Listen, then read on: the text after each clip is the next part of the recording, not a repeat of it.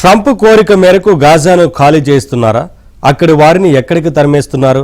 నిజంగా గాజాను పునర్నిర్మిస్తే మళ్లీ గాజా వాసులను స్వస్థలాలకు అనుమతిస్తారా? లేకపోతే ఇజ్రాయెల్కు అప్పగించేస్తారా? పాలస్తీనా అనే దేశమే లేకుండా చేస్తారా?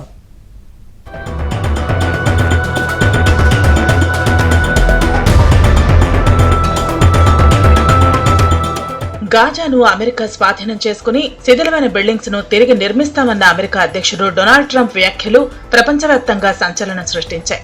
15 నెలల యుద్ధంలో గాజాలో 300 భవనాలు ధ్వంసమయ్యాయి.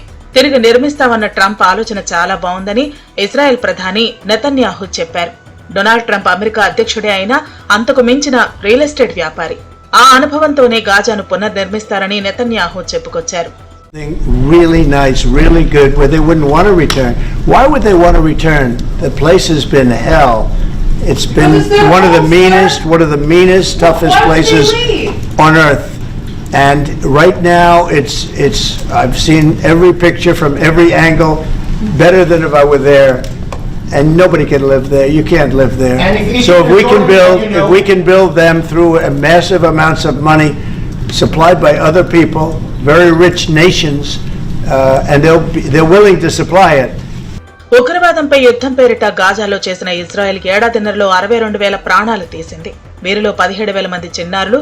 గాజాలో ఇళ్ల నుంచి స్కూల్స్, ఆసుపత్రుల వరకు అన్ని ధ్వంసమయ్యాయి. 20 లక్షల మంది నిర్వాసితులుగా మారారు. ఇక్కడ పోగుపడ్డ 5 కోట్ల టన్నుల శిథిలాల తొలగింపునకే 21 ఏళ్లు పడుతుందని, $120 కోట్ల ఖర్చవుతుందని ఐక్యరాజ్య సమితి లెక్కలు తేల్చింది. గాజాను తిరిగి నిర్మించడానికి $1850 కోట్ల పైగా ఖర్చవుతుంది. స్వతహాగా $1 కూడా వదులుకోవడానికి సిద్ధంగా లేరు డొనాల్డ్ ట్రంప్. ప్రపంచ దేశాల మీద పడి అమెరికాకు దోచిపెట్టాలన్న సంకల్పంతో ముందుకెడుతున్న నాయకుడు. మరి డబ్బు ఇజ్రాయెల్ ఇస్తుందా? ఇజ్రాయెల్ డబ్బిస్తే గాజాను ఆ దేశానికి అప్పగిస్తారా? అసలు గాజా పోతే పాలస్తీనా మనుగడే పోతుంది.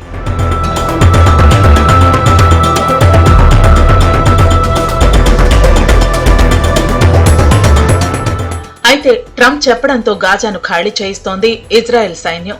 ఈ మేరకు ఆర్మీకి ఇజ్రాయెల్ ప్రభుత్వం నుంచి ఆదేశాలు అందాయి. స్వచ్ఛందంగా గాజా స్ట్రిప్ ను వదిలి వేరే ప్రాంతాలకు వెళ్లిపోదామనుకున్న వారికి సహకరిస్తోంది.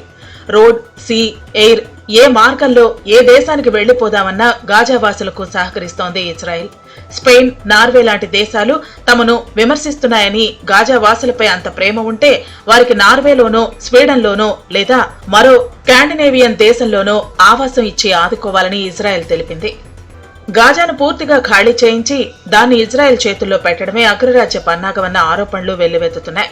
శరణార్థులకు ఆశ్రయం కల్పించడం, గాజా పునరుద్ధరణలో పాలు పంచుకోవడం వంటి అంశాల్లో ఈజిప్టు, జోర్డాన్ లాంటి దేశాలపై ఒత్తిడి తేవడం సరికాదంటున్నారు. ఎక్కడికైనా వెళ్లిపోండంటూ ఒత్తిడి చేయడం అంటే ఇక పాలస్తీనా వాసులకు శాశ్వత భూభాగం లేకుండా చేయడమేనని వాదిస్తున్నారు. ఇప్పటికే గాజా నుంచి 20 లక్షల మంది పొరుగు దేశాలకు వలసలు వెళ్లిపోయారు. ఇంకా 20 లక్షల మందే మిగిలారు. వీరికి కూడా ఇళ్లు, వాకిలి లేవు. ఇజ్రాయెల్ దాడుల్లో ఎప్పుడో అవి ధ్వంసమయ్యాయి. 2023 అక్టోబర్ నుంచి ఇప్పటి వరకు 150,000 మంది బతుకు జీవుడా అంటూ వెళ్లిపోయారు. ఉన్నవారు జీవోత్సవాల్లా బతుకులేడుస్తున్నారు.